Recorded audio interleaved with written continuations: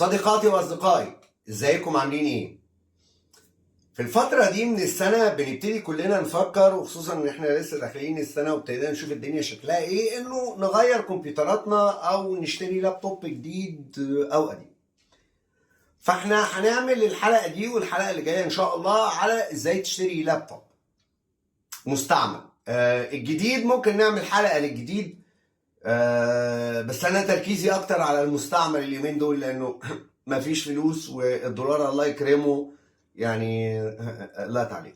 طيب، فهنتكلم على المستعمل، هنتكلم الحلقه دي على الويندوز ماشين او اجهزه اللي بتشتغل ويندوز، بس الحلقه الجايه كمان هنتكلم على الابل او الماك بوك.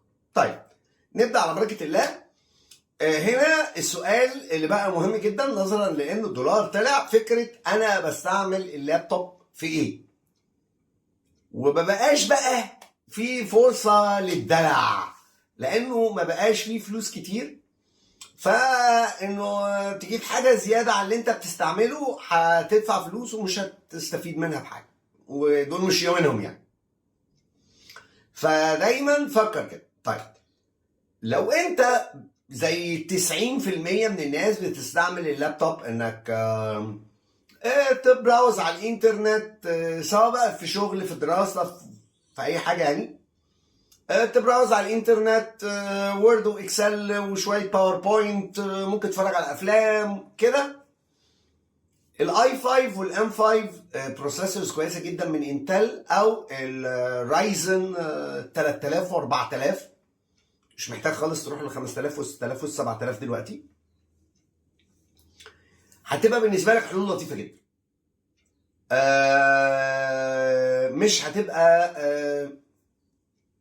يعني مش هتعمل حاجات كتير، انت ما بتعملش حاجات كتير، فبالتالي هيبقى الاجهزه دي بالنسبه لك كويسه قوي، سواء بقى جيل خامس. بالعكس، انا ممكن يعني كنت، ويمكن شفته في فيديو قبل كده، انا شغلت حاجات جيل رابع كمان، جيل رابع، خامس، سادس، سابع، ثامن. احنا دلوقتي في الجيل ال 13، فيعني كل دول يشغلوا. اتكلم على 8 جيجا رام، 4 يشغلوك بس بغلاسه شويه، 8 قشطه، ولو لقيته ينفع تجيبه 8 مش هتلاقيه فارق كتير على 4، فانصح ب 8. وهارد ديسك عاده افضل الاس اس ديز حتى لو ساعته قليله، وبعد كده اشتغل على هارد ديسك اكسترنال ساعته كبيره.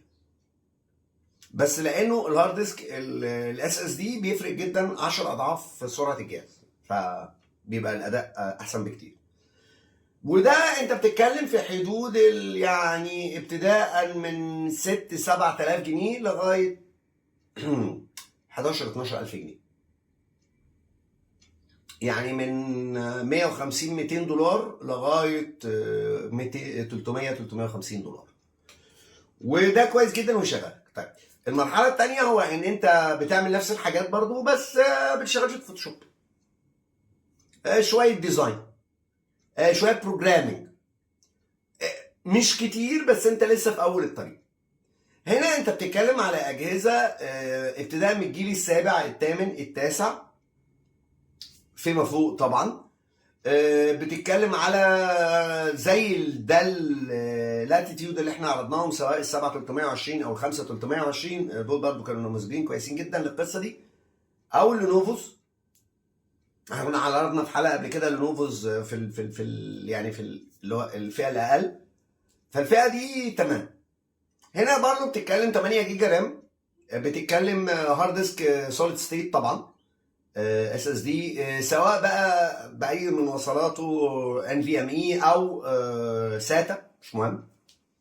بتتكلم على 256 هارد ديسك، وبتتكلم حسب بقى انت البادجت بتاعتك، هتجيب جهاز سليم ولا جهاز يعني اجهزه السليم بتبقى اغلى، كل ما الجهاز بقلظ بيبقى اقدم، وبالتالي ارخص، وفي نفس الوقت على فكره بيبقى تبريده احسن. بس الاجهزه دي مبقاش محتاجه تبريد قوي، وان كان في بعض يعني نهايه الفئه دي لا، التبريد بتبقى محتاجه. الفئه دي بتبدا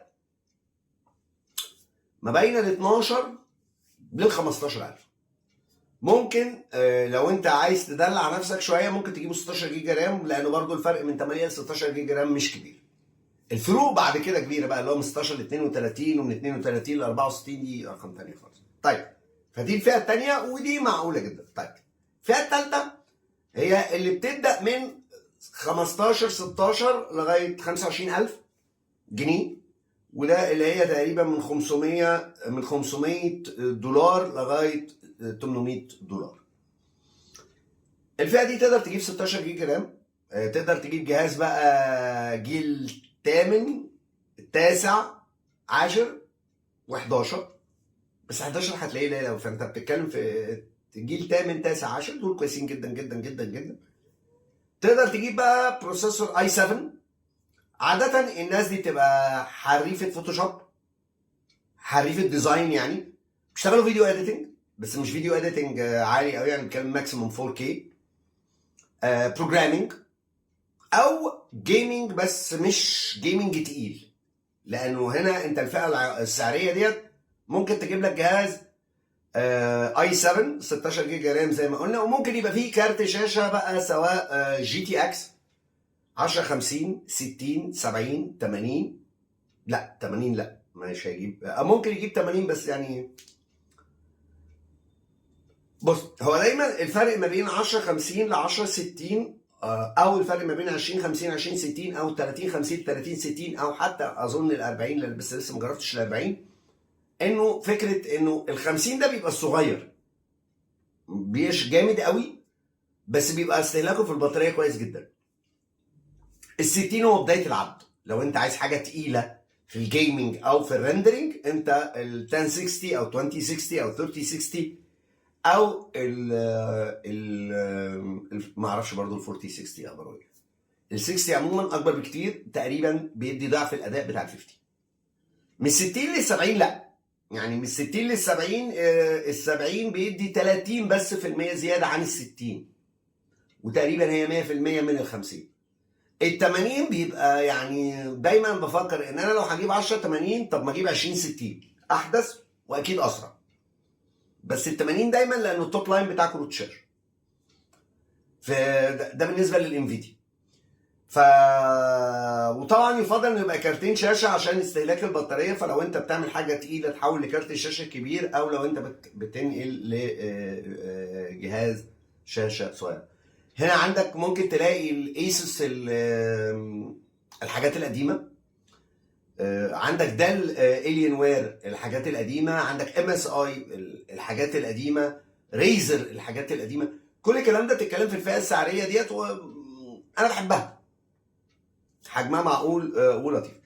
واخر فئه خالص هنتكلم عليها اللي هي بقى ايه، فئه من 800 ل 1200 دولار، ودي بتبقى اجهزه ممكن تلاقيها جديده كمان صفر زيرو يعني. ده بيبقى عاده الجهاز 16 جيجا رام طبعا اي 7، او بتخش هنا بقى بدايه الرايزن 5 و6 و7. وانا جربت ال5 اللي هو الخمسه مثلا 900 اتش اس والسته 900 اتش اس، ما حسيتش فرق كبير قوي. فسواء 5 او 6، طبعا الجيل السابع لسه نازل، اظن انك ده هتلاقيه اما مكنه لقطه في ال 7000، لكن مش هتلاقيه بسهوله يعني، حد عايز يخلص من المكنه. عندك بقى عندك ايسوس عندها حاجات في القصه دي كويسه قوي. لينوفو عندها الليجن 5 طبعا كويس جدا جدا جدا. ايسوس طبعا عندها الجي وعندها التي او اف. الالين وير عنده الحاجات ال 2060 بقى كويسه جدا، اللي هو ال M15 R1 و R2. عندك ام اس اي كمان، عندك ايسر نايترو. فعندك شويه حاجات هنا لطيفه جدا، وكلها تنفع جيمنج او جرافيك ديزاين تقيل. طبعا عندك بقى شويه حاجات اللي هي بيبقى فيها مثلا زي الكونسبت ايسر كونسبت 3 دي او مايكروسوفت سيرفيس بوك او سيرفيس ستوديو. فكره انه دول فيهم فيتشر زياده، فكره انه الشاشه تاتش وتقدر تشتغل بايدك لو انت بتشتغل فري هاند، بس لو ما بتشتغلش فري هاند الكلام ده لا يعني شيء. فده دي الفكره كلها.